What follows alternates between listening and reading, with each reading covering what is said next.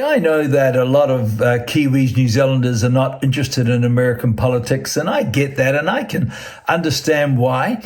But as I've said before, as America goes, so goes the world. And all these major nations, be it America, China, Russia, India, and all, they do have an influence on the world, an influence on us. And so therefore, we need to show some form of interest and be concerned. But amazing how America, as you know, is like a major soap opera at the moment politically. President Biden, after the media covering up his dementia for the last couple of years, and I've played clips and I'm sure you've seen them, he absolutely lost it. And it was sad, when anybody goes that way, but you can't have the president of a great country like America not being, with it, as it were. And of course, he's been ousted now by the elites of the Democratic Party. And isn't it incredible? Kamala has been put in, not elected, by the way, not voted, talk about democracy, but she was just put in by the Democratic elites. And, you possibly saw the clip, but, she's talking about the cloud up there and everything's in the cloud up there. And, she's got a head in the clouds. As it's been said, she's not a MAGA person, obviously, Make America Great Again. She's a MALA person, which stands for Make America Laugh Again, because all she does is laugh. She won't answer any questions from reporters. She won't do any interviews. She hasn't done an interview since she was put in as a leader. Think about that. Hasn't done one press interview. And to be honest, she just laughed. What a joke, to be honest.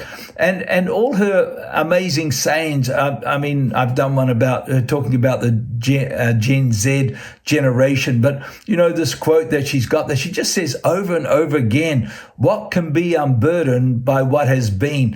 Who understands this garbage? And, this is the potential president of America. And she's flip-flopped on all her outright socialist progress. She's more far left than Bernie Sanders. She's one of the more progressive people in the Democratic Party in relation to socialism. And now they're trying to paint her as some moderate person like a Joan of Arc coming in to save the democracy of America. But isn't it amazing how, she's flip-flop on whatever policy she's got, and she hasn't got many, to be honest. But amazingly, again, the media and all the propaganda machine are calling Trump and Vance weird. If you watch ABC and CNN and these other networks in America, these left networks, they just, the word weird is just over and over again. Weird. It is weird. It's a little bit like, the safe and effective mantra that they had through the pandemic. It's just, they're all saying it over and over again. And now, of course, she has picked her running mate, Tim Walz, as a potential vice president. And he is just as radical as she is, if not more so. And he's the governor of Minnesota. And when his state was burning with Black Lives Matter back in 2020, he let his state burn.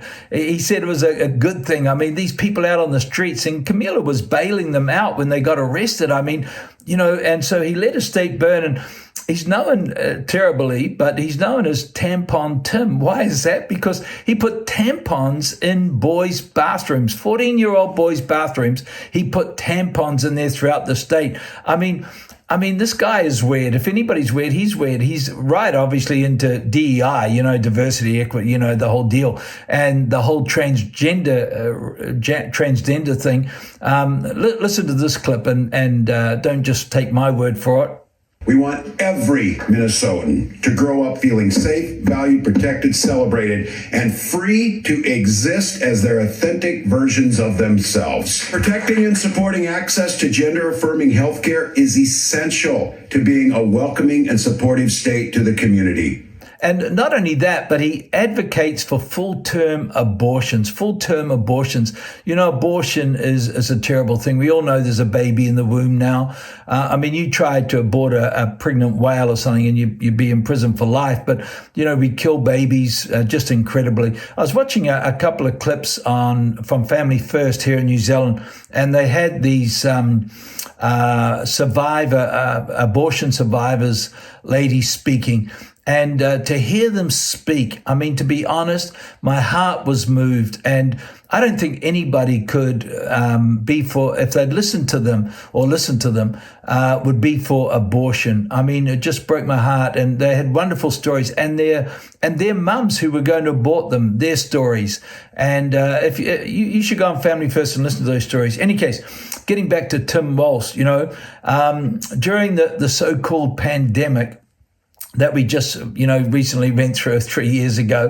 Who could forget? But as a governor, he brought in some of the harshest lockdown measures. And not only that, but he made everybody mask up outside. You had to wear a mask. And he called on neighbors to snitch on each other, just to dob in. We had it here in New Zealand as well, but he's calling people to dob in each other. And talk about flip-flop. I want you to listen to this clip where he talks about people having free choice and mind your own business in his state and all that. I mean, just a total farce. Listen to this clip. Our neighbors and their personal choices that they make. Even if we wouldn't make the same choice for ourselves, there's a golden rule. Mind your own damn business. Wow, isn't it incredible, And he said that he would also outlaw the guns that he had to carry when he was serving in the service, military service, and for America. And yet the truth is, and of course it's all come out now, and people that he served with, not in battle, because he never got to war. When he's called to Iraq, he bailed out, and he was just in administration. And so the amazing thing was that he never carried these guns, and people are really upset because he's making something so grand about his military service that wasn't. But you'll never read about that in our media either, or in the left media over there. I mean, our media just covers it up too. I mean, if one or the other party, the Republican, had done this, I mean, it would be a huge outcry, embellishing your record in armed forces. I mean, the veterans, just don't stand for this. And so here's a progressive socialist. Listen to this clip. I'm talking about socialism. Don't ever shy away from our progressive values. One person's socialism is another person's neighborliness. Just do the damn work. I mean, if America goes socialist, man, we're in trouble. And yet the media is painting this white, middle-aged, older guy, which, normally they decry, as someone who's middle of the road. He's a coach, he's a dad, he's a teacher and all that. They're trying to paint him as some nice guy. But, let's be honest, the USA is in trouble. And Camila and Walsh are as woke as you can get. And they want everybody to become woker. They want everybody to be woke. So if America goes socialist, the world's in trouble. We need to pray for America. I love America. And it's so important that, we try to keep the God factor alive in America, obviously, righteous people. And so I say, God bless America. And I'm saying this because you won't hear it in our media, sadly. Our media covers up just like the left media in America. So I hope and pray that it gives you some understanding and something of what's going on over there, and the hypocrisy, not only in the media, but of the lies being told. So, hey, God bless you, and we'll catch up.